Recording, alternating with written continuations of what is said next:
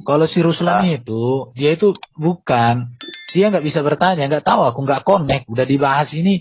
Seharusnya kan kalau bertanya itu menyangkal. Jadi gini, Pak dia Erben, bisa, yo, Pak Erben, udah kusuruh turunin dulu IQ-nya separuh baru belajar sama mereka, ngomong sama mereka. maksud aku IQ-nya gini ya, turunin dulu. maksud aku gini, Pak Bos. Artinya gini, ketika kita sudah jelaskan, ada dua hal yang bisa mereka lakukan. Yang pertama, menyangkal dengan memakai data. Itu. Yang kedua, mengkritisi juga dengan data. Dengan demikian kan kita pun jadi belajar, kita akan keluarkan kemampuan semampu mungkin. Ini disangkali atas dasar apa? Nggak ada. Kan pesong. Coba lihat teman-teman. Teman-teman, Pesong itu gila ya. Iya. Bisa lihat screen saya nggak? Bisa. Lihat ini, Ketua Yayasan Indonesia Mengaji, Komjen Polisi Syafruddin menyampaikan 65% dari jumlah penduduk Indonesia beragama Islam tidak bisa membaca Al-Quran. Ya, jadi setiap kali mereka masuk, kami jutaan Muslim menghafal Quran. Kali saya tanya, nggak ada yang hafal tuh. Data ini mengacu pada kajian dan penelitian mendalam. Iya, kadang kita bertanya-tanya Bu Sofi. Bu Sofi, kadang kita bertanya-tanya sama mereka. Kami jutaan Muslim hafal katanya. Kamu hafal nggak? Enggak katanya. Jadi apa yang kecuali kalau dia hafal kan baru enak. Lihat nih, dari semua penduduk Indonesia beragama Islam, yaitu 87%, ternyata 35% yang bisa membaca Al-Quran. Baca doang loh, tapi nggak tahu artinya. Dan jadi 65% tidak bisa membaca Al-Quran, apalagi hafal Quran. Bu Sofi. Sekarang dari 35% ini, berapa yang tahu artinya gitu loh? Ya paling juga 20, nggak nyampe lah, 10. Nah, coba kita tanya kepada ex-Muslim di sini, kayak Bu Maya atau siapa. Waktu dulu belajar mengaji itu dikasih tahu artinya nggak? Karena saya tanya teman-teman saya ya, beberapa ada yang tahu, saya tanya satu mungkin yang tahu artinya, tapi kebanyakan mereka nggak tahu artinya. Bu Sofi, kau tahu artinya ntar pusing Bu Sofi. Coba tanya sama Bu Maya dulu tuh, tahu artinya nggak itu? Bu Maya, Mariam. Aduh, batuk lagi. Apa yang mau disampaikan Pak jujur ya? Enggak, mereka itu kalau kita berdiskusi dengan mereka, kita harus turunin dulu IQ-nya. Jadi harus diturunin dulu, separuh minimal. Ya, kalau lawan ceweknya lagi ya lebih parah lagi. Ya, ini aku berkali-kali udah ngomong ya teman-teman. Ini generasi 2022. Kalau Anda hanya menghafal, Anda lihat di layar saya. Remembering hafalan itu adalah tingkat berpikir atau cara berpikir paling rendah. Ini kan berkali-kali saya sudah ngomong juga. Betul ya Pak Mikir? Iya, betul sekali. Menghafal ini anak SD TK tuh loh yang menghafal Pancasila. Sila pertama 1. Ayo Yoel, hafalin. 1. Ketuhanan yang Maha Esa. 2. Kemanusiaan yang adil dan beradab. 3. Persatuan Indonesia. Tapi apakah dia mengamalkannya? Tahu artinya? Apakah itu kemanusiaan yang adil dan beradab? Belum tentu. Tetapi tingkat berpikir yang lebih tinggi adalah understanding. Mengerti. Jadi ketika kamu membaca, kamu mengerti apa yang kamu baca. Itu tingkat berpikir lebih lanjut. Nah masalahnya orang Indonesia ini ketika mendapatkan data informasi, mereka tidak bisa bedakan antara data yang hoax dengan data yang sesungguhnya. Itu survei, itu penelitian. Ya, generasi muda sekarang ini kesulitan untuk membedakan mana informasi yang hoax dan mana informasi yang faktual. Karena begitu banyaknya informasi yang mereka terima. Ya, makanya ketika berdialog dengan kita, mereka itu bisa mengambil data dari apa? Dari TV, network, kayak gitu. Harusnya dari data ulama yang ngomong. Pendapat ulama mereka, dari data scholars, dari data buku-buku.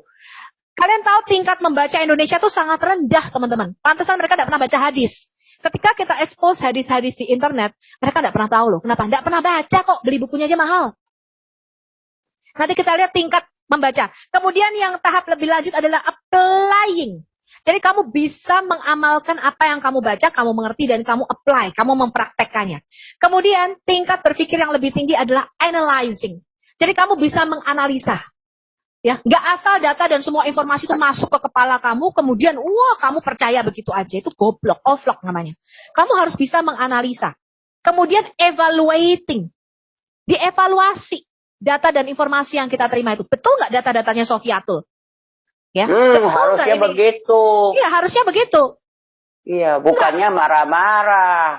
Iya, ini sejarah, ini betul nggak? Ketika kita mengatakan 7 orang yang tertidur dalam gua Ashabul Kahfi itu adalah dongeng. Ketika kita mengatakan Yesus lahir di bawah pohon Yesus lahir di bawah pohon korma itu adalah dari kitab Injil palsu Matius. Cari itu, evaluasi data itu. Benar nggak ini? Kamu harus belajar. Ketika kita mengatakan bahwa penyaliban Yesus itu adalah fakta sejarah yang tidak terbantahkan. Ketika kita berkata manuskrip Alkitab itu ada 66.000 baik perjanjian lama maupun perjanjian baru. Itu data. Lu evaluasi, ini data betul nggak? Lu cari. Lu carinya jangan di Google. Baca bukunya, itu buku sekarang bisa PDF, bisa di-download. Dan itu buku-buku hasil penelitian. Betul. Dan tingkat berpikir yang sangat tinggi adalah creating a new idea. Jadi kamu bisa menciptakan ide atau pemikiran baru dari data dan informasi ini. Ini adalah cara berpikir dari yang tingkat paling rendah ke paling tinggi. Nah kalau lu ngafal, ini tingkat berpikir paling rendah, lu bangga. Jadi begini, baca buku yang lain diterapkan juga. Jadi mau mengerti. Jangan sampai cuma baca satu buku, bilang iya. Tapi ngerti juga enggak. Seperti jangankan bahasa Arab, bahasa Indonesianya mereka pusing. Ya, kemarin saya kan minta jelasin ayat itu Al-Araf 16 di Aditya itu. Ngaco jelasinnya. Kan sudah jelas tertulis di situ, ngaco. Malah ketawa-ketawa merekanya. Bu Sofia tuh dengan Pak Erben saya usul kalau orang-orang Muslim ini mau mengutip ayat Alkitab, ditanya dulu dipalsukan apa enggak Alkitabnya. Kalau dia bilang asli baru boleh mengutip, tapi kalau bilang palsu ya jangan mengutip, gitu aja Bu. Kan lucu bilang palsu tapi mengutip Alkitab. Begini mereka gini, kau cocok mereka kutip, nggak cocok mereka buang. Saya pengen jadi mualaf ini. Aduh teman-teman, saya pengen jadi mualaf, tapi saya juga nggak mau menggadaikan IQ saya ya. Gimana ya caranya? Ada saran nggak ya? Saya ingin IQ saya tetap oke, tetap saya punya, termasuk saya juga jadi mualaf. Gimana Gini, tuh? Pak Jason gampang. Jedukin kepala kamu ke tiang 10 kali yang kencang. Oh enggak, minum air kencing unta juga. Maksudnya ke sini Pak, ke sini. Ini. Udah ini. Waduh, nggak mau Pak. Bengong nanti saya. Esok. Ini nih, saya serius nih, saya pengen jadi mualaf. Tapi IQ saya juga nggak mau digadaikan, ditinggalkan. Begitu kan, artinya saya meninggalkan Kristen dan juga IQ-nya. Gitu, gimana tuh? Ada teman-teman Muslim yang punya saran nih, saya pengen jadi mualaf. Tapi IQ saya tetap terbawa gitu dari Kristen gitu. Gimana tuh? Gak jadi bro. Gak jadilah.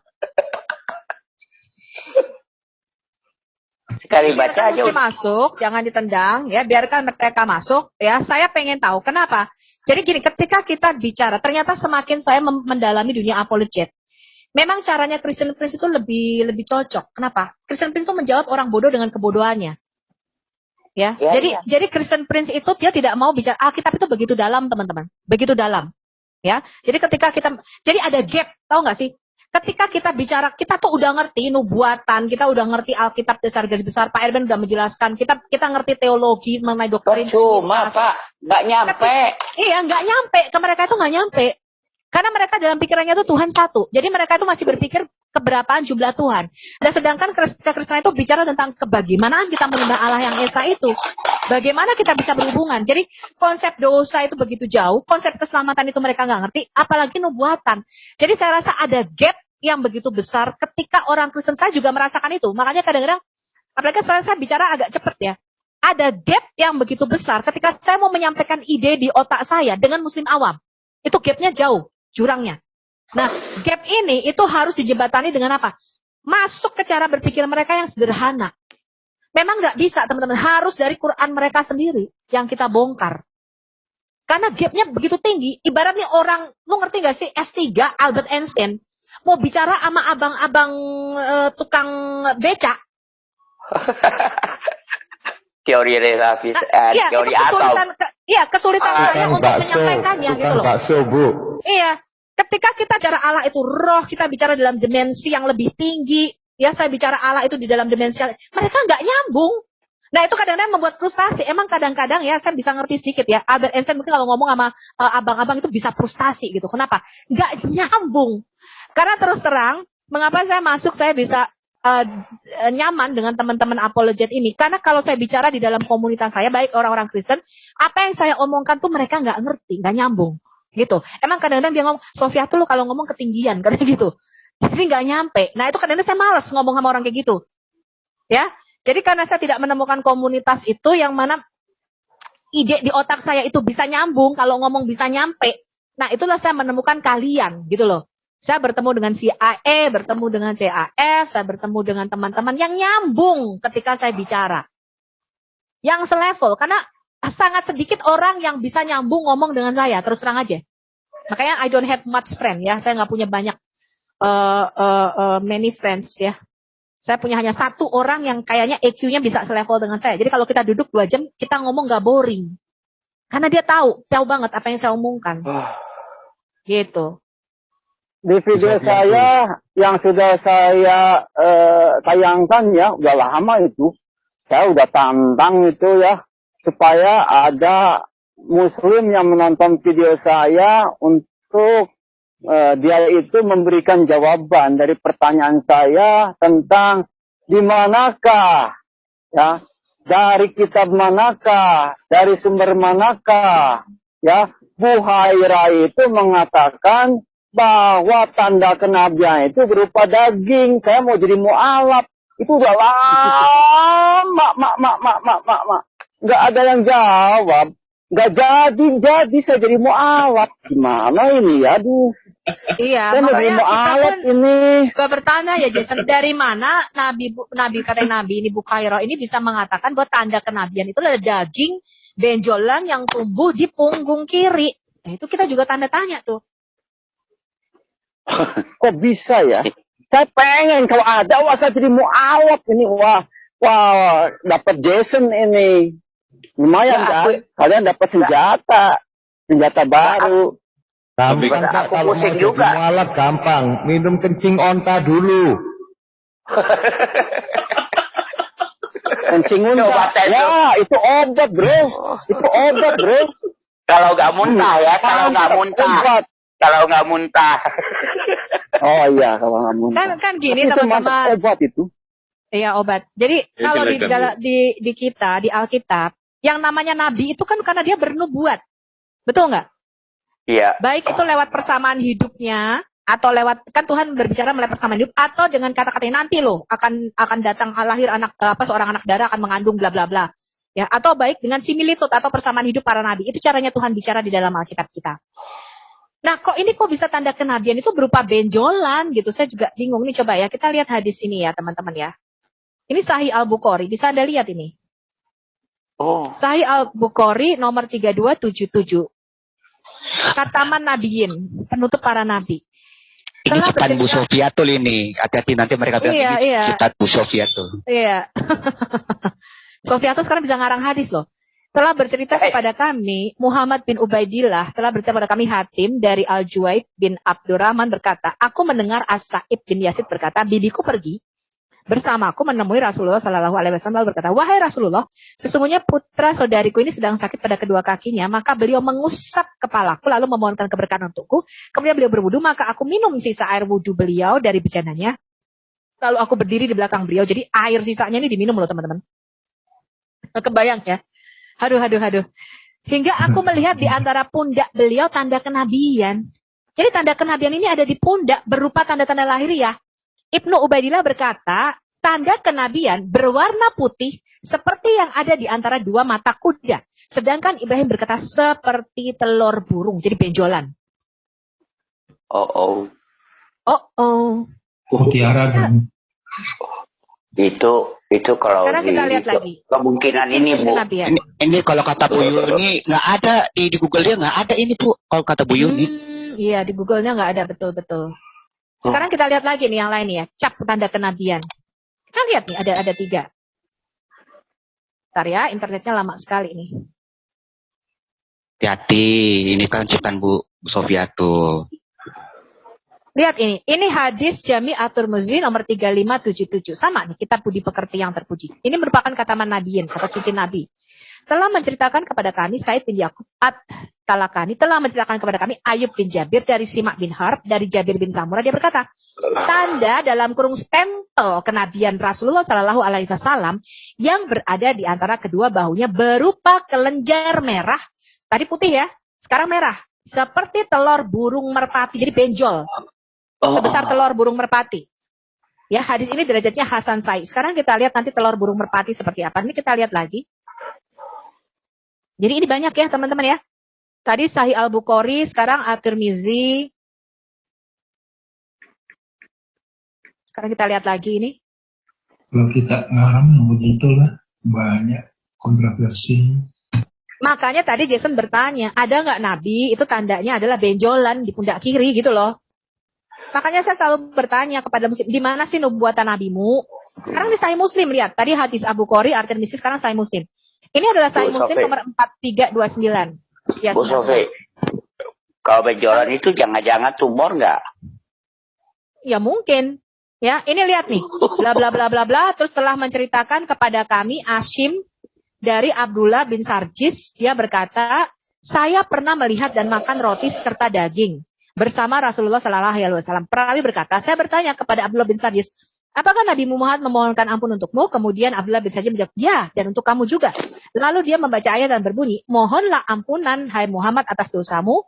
Bayangin nih, jadi Muhammad disuruh mohon ampun atas dosanya sendiri, ya, berarti Muhammad itu punya dosa ya, dan dosa orang mukmin laki-laki dan perempuan. Ya, ini surah Muhammad. Kemudian Abdullah bin Sarjis berkata, lalu saya berputar ke belakang Rasulullah dan saya melihat tanda kenabian di antara dua pundak beliau, yaitu dekat pundak kirinya. Pada tanda kenabian itu ada tai lalat sebesar kutil. Yang benar nih. Dari ketiga hadis ini mana yang benar? Nah, ini Sahih Muslim. Menurut saya kutil dong. Mau nggak mau tiga-tiganya benar. Ini Sahih Muslim loh. Jawabannya dari ketiga hadis ini mana yang benar? Tuhan Yesus yang benar. Iya, Tuhan Yesus yang benar. Ini tai lalat. Banyak ya, kita lihat lagi. Dan telur merpati putih yang mana yang benar itu? Coba kita lihat telur burung merpati itu sebesar apa ya? Telur burung merpati sebesar apa coba? Lumayan gede lah, sebesar kelereng besar lah kira-kira. Oh segini teman-teman. Ya lumayan ya, nggak gede-gede banget. Kayaknya lebih kecil daripada telur ayam ya. Iya. Iyalah. Kayaknya lebih kecil daripada telur ayam. Nah ini kita lihat lagi nih. Ini Sahih Bukhari 183. Ya, menggunakan sisa air wudhu orang lain. Sama nih tadi dikatakan. Wahai Rasulullah, sesungguhnya tadi ceritanya sama ya. Putra saudara perempuanku sakit. Maka Nabi SAW mengusap kepala memohonkan berkat. Kemudian beliau berwudhu. Aku pun minum sisa air wudhu. Kemudian aku berdiri di belakang punggungnya. Hingga aku melihat tanda kenabian sebesar telur burung. Jadi cukup besar loh teman-teman. Sampai bisa dilihat. Bu Sofi, aku mau tanya. Bentar. Bu Sofi, yang tadi itu kan ada kan air wudhu. Setahu saya kan saudara muslim kan kalau air wudhu itu kan di air mengalir, Bu. Iya, kalau sisa air wudhu berarti itu bukan di air mengalir ya? Iya. Kalau sisa air wudhu berarti ada di baskom dong. Iya, ditambah. Masalahnya begini. Nabi Muhammad itu pasti suci, dapat berkah. Menyangkut Nabi itu pasti berkah. Atau mungkin waktu dia wudhu cuci mukanya ditampung gitu ya? Iya, ditampung dulu kan di zaman dulu. Zaman dulu kan di pasir, airnya kurang. Kalian nggak ngerti amat sih, aduh. Oh iya, AQ-ku apa -5? Minus 50. Serius kalau mana sih Ruslan? Erben, kita itu kalau Pak Erben kayak menampilkan data itu ada gap yang besar kalau kita bicara dengan yang awam. Jadi kalau data-data kita itu sudah cocok untuk kalangan muslim-muslim yang teredukasi. Jadi kalangan muslim-muslim yang memang EQ-nya cukup bagus dan dia punya education yang cukup bagus, itu baru masuk apa yang kita omongkan. Berarti karena kalau dengan kita ngomong berkali-kali. Berarti dengan muslim ini kita tidak boleh ikut dialog dulu ya, tapi kita ikut apa? Mengajak berpikir aja dulu, nggak usah berdebat. Iya, berdiskusi dulu, naikkan dulu level berpikirnya. Karena memang gini loh, jadi apa ya kalau saya bilang, tidak ada satupun metode penginjilan itu yang boleh dikatakan pas. Karena kita harus melihat orang yang kita ajak dialog. Gitu. Kalau kalangan akademisi, kita keluarkan data-data, manuskrip, kritik teks, itu mungkin levelnya agak sedikit tinggi. Tapi kalau awam mana tahu Pak, gitu-gitu Pak. Nggak ngerti, kita harus bawa mereka cara berpikir yang rendah gitu loh. Cara mengundang mereka gimana? Itu aja sekarang. Seperti Mama Ali diundang bisa nggak untuk diskusi? Jadi kalau saya ini jadi mu'alaf, bakal serendah mereka ya, nalar saya, aduh, kenapa jadi gitu banget ya? Masuk neraka. Jason, ada nggak Pak Erben misalnya, teman-teman Anda mau jawab, di dalam Alkitab kita yang menyatakan kita itu terbuat dari air mani hina? Oh, ya nggak ada lah. Aku belum pernah baca ya. Nggak ada lah, sampai kelebaran kuda lagi nggak akan ada. Nah, iya, bahkan sperma atau benih itu diberikan Tuhan loh. Tuhan yang menciptakan itu loh. Di hari ketiga tuh lihat tuh. Itu salah satu hukum kehidupan yang Tuhan berikan. Itu semuanya kita baik. Iya, kita itu hina karena kita itu jatuh dalam dosa. Bukan dari air maninya yang hina. Bu Sofi, saya jadi ingat sesuatu nih Bu Sofi. Katanya yang kemarin Pak Bagus bahwa setan itu sudah mengetahui bahwa manusia itu bakal menjadi pembuat kerusakan. Kok bisa bernubuat ya setan ya? Padahal belum jatuh itu Adam. Gimana tuh? Malah setan bisa bernubuat ya? Iya, jadi saya bingung nih. Kenapa ya kok setan bisa tahu bahwa Adam ini bakal jatuh dalam dosa dan jadi pembuat kerusakan bersama anak cucunya. Kok jadi setan bisa bernubuat? Ya, saya heran. Kalau di Quran malaikat udah tahu. Malaikat udah tahu bahwa makhluk yang akan diciptakan oleh Allah ini nanti akan menjadi pembuat kerusakan. Jadi malaikat ini maha tahu juga nih. Dan udah gitu ternyata yang benar malaikat lagi bukan Allah. Tapi yang saya baca sih setan ya. Saya ini bertasbih kepadamu, itu sih ayatnya kalau yang saya baca. Setan ini bertasbih, saya lebih baik dari Adam yang akan menjadi pembuat kerusakan, begitu yang akan kau jadikan khalifah, begitu sih ayatnya sih kalau yang nggak salah baca.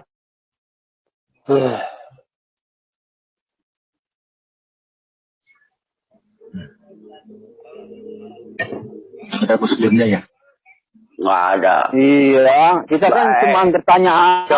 Ini saya jadi pengen jadi mu'alaf. Ini yang benar. Yang aku mau nanya nih. Bingung. Apalagi yang salahnya. Ya, aku mau nanya nih. Kira-kira mereka tahu nggak kapan mereka diciptakan? Oh ya, ini pernyataannya. Kayaknya nggak ada sih. Kayaknya ya. Soalnya yang ada itu cuma pendapat. Ini kemarin aku kasih tahu nggak? Saya keluarin tahu nggak hadiahnya seberapa besar? 100 juta buat orang yang bisa tahu kapan mereka diciptakan. Waduh. Hadiahnya 100 juta Gila nggak? Waduh. Sayembara, Pak. Mantap nih. Pak jujur mau itu. Sayembara mau menyayembarakan 100 juta, Pak. Iya. Wah, mantap. 100 juta loh. Apa gak terbalik pertanyaannya, Pak? Kapan malaikat diciptakan? Apa tidak terbalik? Oh. Kapan Tuhan diciptakan? Kapan malaikat menciptakan Allah? Tangannya 2 di sebelah kanan, punya betis 1. Itu baru pertanyaan yang benar.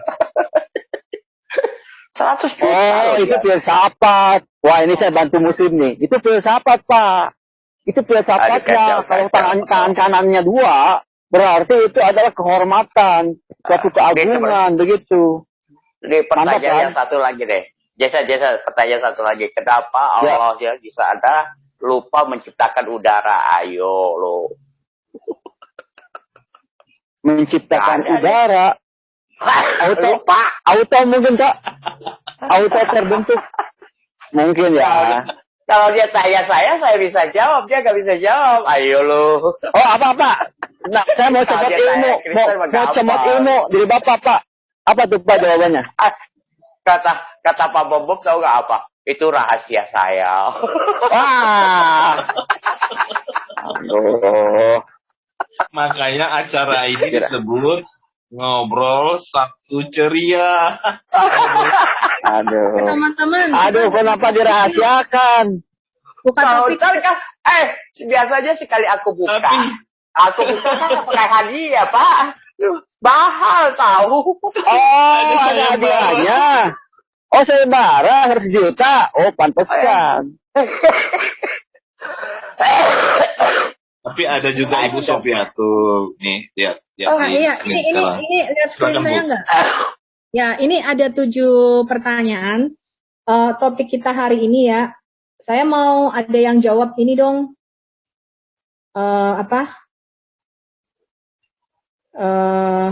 Muslim, saya mau tanya nih, di mana Quran asli versi Utsman? Ya.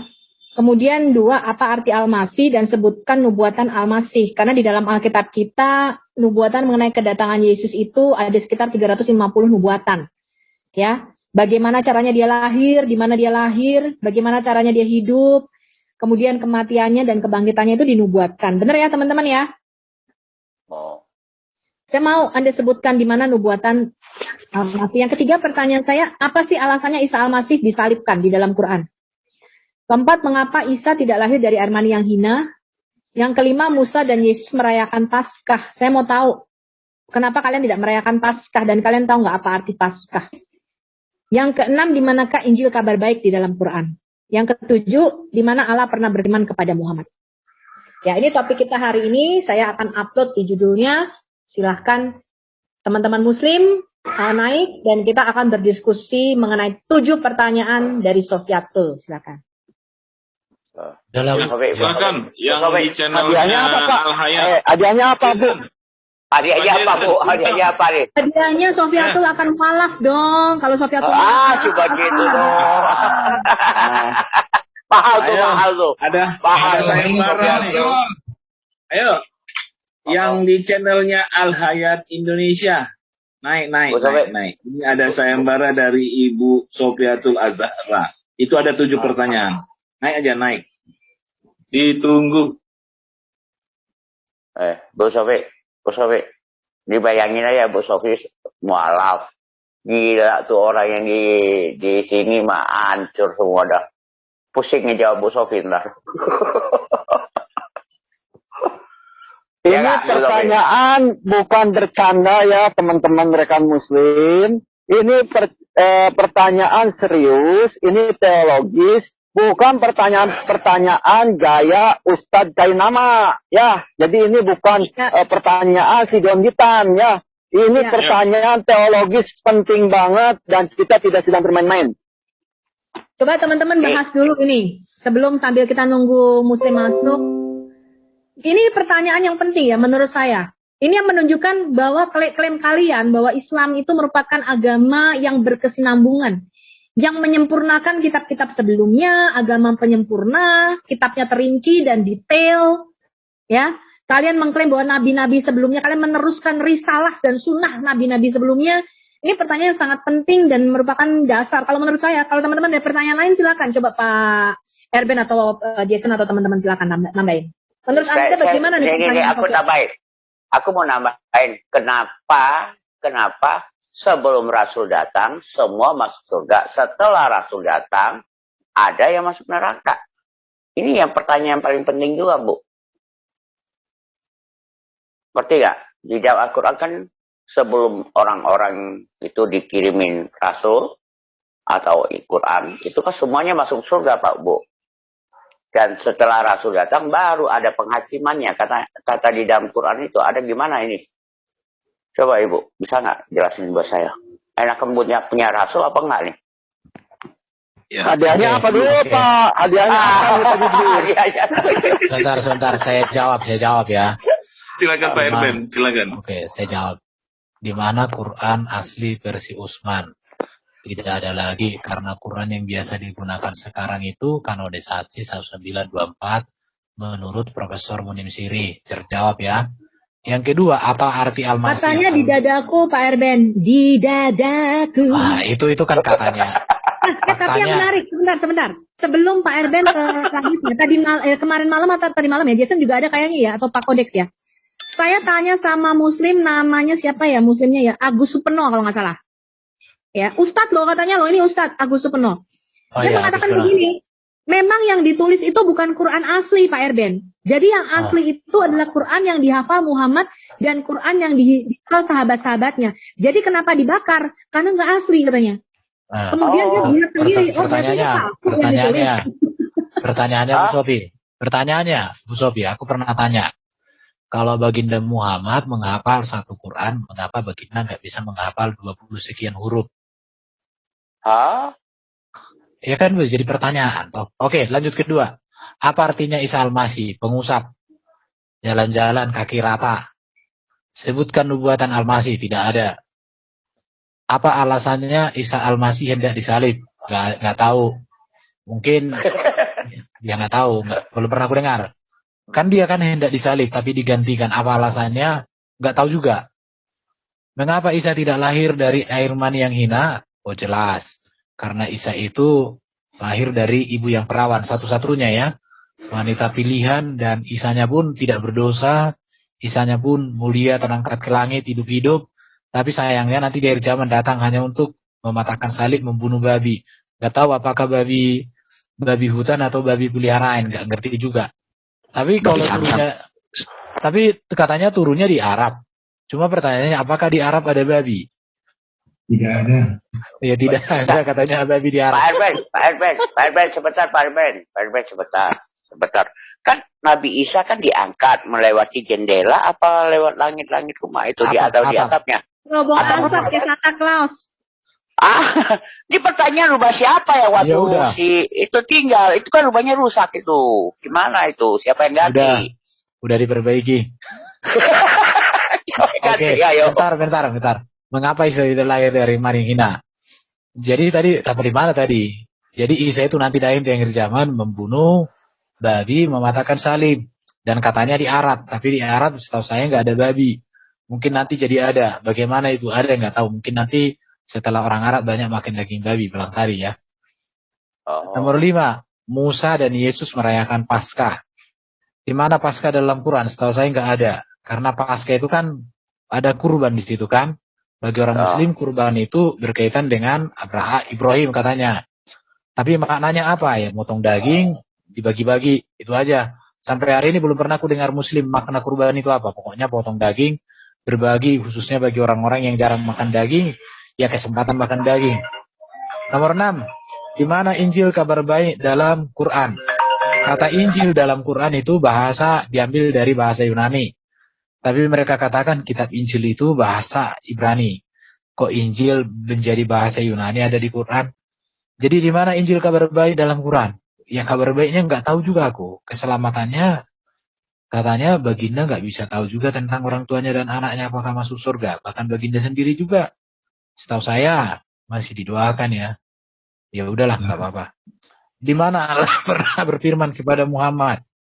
Kata mereka yang sejauh ini aku diskusi, Allah itu berfirman kepada Muhammad itu ketika Isra Mi'raj. Tapi ketika aku baca dua hadis Isra Mi'raj, baginda itu tidak terangkat ke langit, tapi sedang tidur dan itu peristiwa mimpi. Jadi di mana ada? Setahu saya nggak ada. Semua melalui perantaraan Jibril, itu pun sesuai dengan kepentingan baginda kan. Ketika baginda butuh sesuatu, datang wahyu melalui Jibril. Setahu saya begitu. Termasuk aktivitas yang itu loh. Nah itu aja sih. Sudah aku jawab Bu Sofi. Gak usah tanya Muslim. Jawabannya sama seperti saya kurasa. Kasih hadiahnya. Saya jadi mualaf dong dijawab Pak Erben. Iya. Saya jujur. Tapi jawabannya itu ya. Kalau ada saudara Muslim bisa memperbaharui atau meluruskan jawaban saya itu sangat bagus supaya jangan salah. Tapi setahu ini pertanyaan-pertanyaan yang 7 ini memang jawabannya seperti itu dari orang Muslim. Pak Erben, ini satu pertanyaan ya. Pertanyaan yang agak sulit juga sih menurut saya. Walaupun saya tidak main-main ya. Di mana siapakah nabi yang dibunuh menurut Al-Quran? Karena kan dikatakan bahwa orang Yahudi itu membunuh para nabi. Nabi siapa sih yang dibunuh di Al-Quran? Ini pertanyaan sederhana, gampang dijawab, buat. Silakan. Oh, ada gemanya ya, ada gemanya, gaungnya ya. Iya, biarlah. Karena terlalu gampangnya, terlalu gampang. Jadi kenapa itu Pak Erben? Kenapa pertanyaannya bisa sama, mirip-mirip semua gitu? Ya tanyakan aja kepada rumput yang bergoyang. Ya.